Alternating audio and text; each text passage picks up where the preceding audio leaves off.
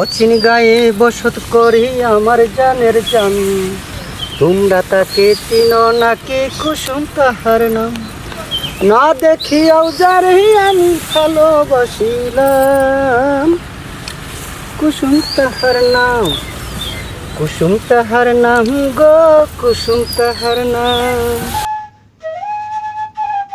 ও দেখা হয়নি তাহার শোনে মোবাইল ফোনে কথা, ঘন ঘন বুকে জাগে মিঠা মিঠা ব্যথা।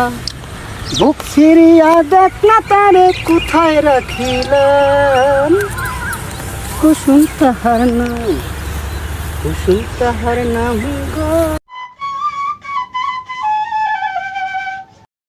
ও পাশে পেলে পরে রাখতাম আমার বুকের মাঝে, ইচ্ছে হলে দেখে নিতাম সকাল সন্ধ্যা সাজে।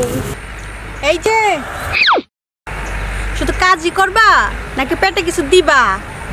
না, খুব ভোক লাগছে। আসো তাড়াতাড়ি খেয়ে নাও।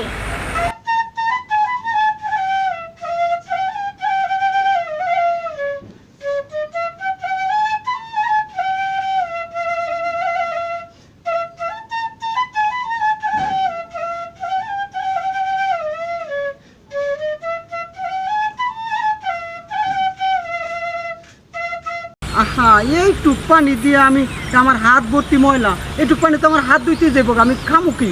আমার হাত পরিষ্কার আছে, আমি তোমার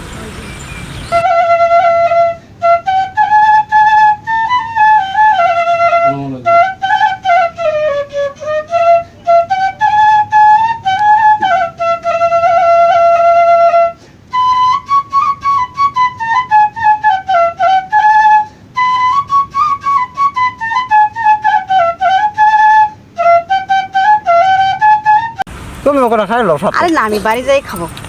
আচ্ছা শোনো, একটা কথা বলি। আম্মাকে তোমার কোনোদিন আপন ছেলে মনে করবো না? আমার কি কোনোদিন আপন ছেলের বউ মনে করবো না?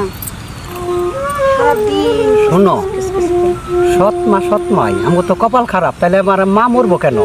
সৎমা ঘরে আইবো কেন? একটু কষ্ট করো শোনা।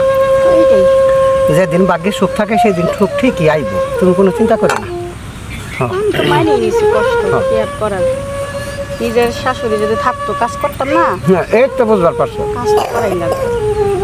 সৎ আর আপন আছে, আমি আমার মতো কাজ করে দিই। আচ্ছা করো। তারপরেও মনের একটা বিষয় আছে না, বোঝে না, কিচ্ছু বোঝে না।